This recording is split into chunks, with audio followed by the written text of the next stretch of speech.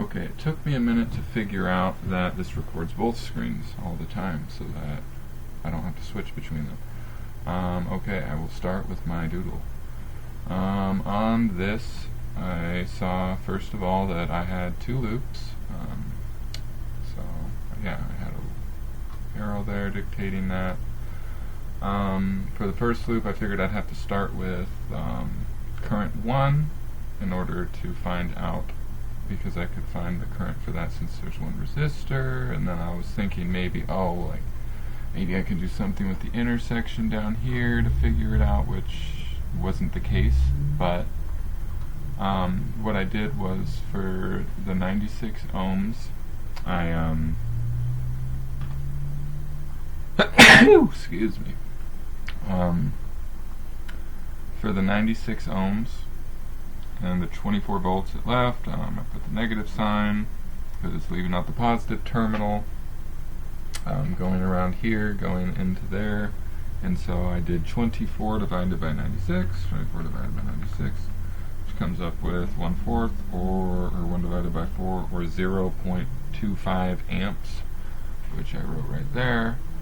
And for the second loop, I was a little confused because I'm like, okay, well, how am I supposed to, I know that this 12 volts dropping this negative 24 volts to negative 12 volts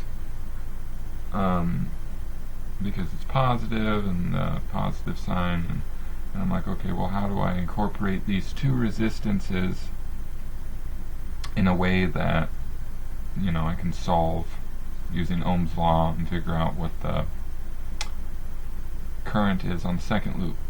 And so honestly, I kind of caved and started thinking, I was like, okay, how about I just add the resistors together, because I don't really see whether or not, what really, as far as the current's concerned, I don't see the big deal with combining them and placing them after the independent power source, just so that it's easier in my brain to kind of work out. So I chose that one, and I kind of messed around with it in LT Spice to see, would that make a difference? No, it wouldn't make a difference.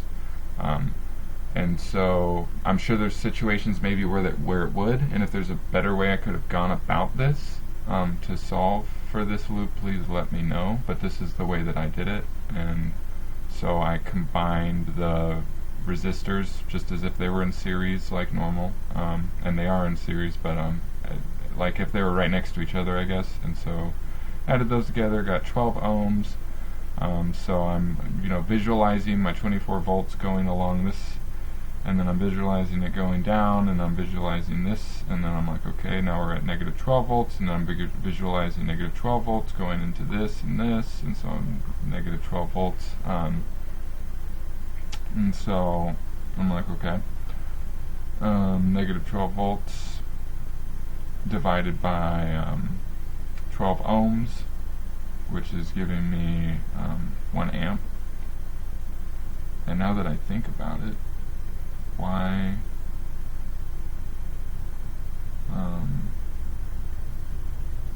because the sign switch. Well, anyways, yeah, 1 amp, and then so I got LT Spice open so I can kind of double down on this. So the first thing I said was 24 amps, so I'm going to go ahead and click run. I'm going to take my little probe dingle bobber and confirm whether or not there is 0.25 amps or 250 milliamps, and it says there is, so that seems to be right. And with this side, what I expected to see was right here, 24 volts. After the first resistor, that should be a drop of, I didn't say how I solved for that. So on the volt sub 0, after I found out that there was 1.0 amps going through the second loop, I divided 10 by 1. Is that what I did? Let's see, resistance, volts over amps.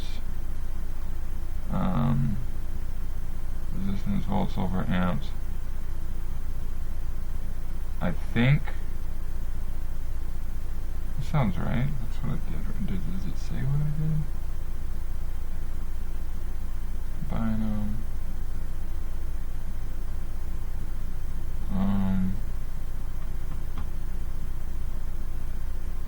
I mean, that had to have been what I did. I just divided the 10 ohms because I multiplied it because resistance equals volts over current. So I brought the current over, which is 1, and so I did 10 times 1, which is 10, so I have a plus 10 voltage drop for V naught, or V sub 0, or whatever you call that symbol. And then, okay, back over here. So to confirm that, I'm like, okay, 14 volts, 24 minus 10 voltage, 10 volts dropped is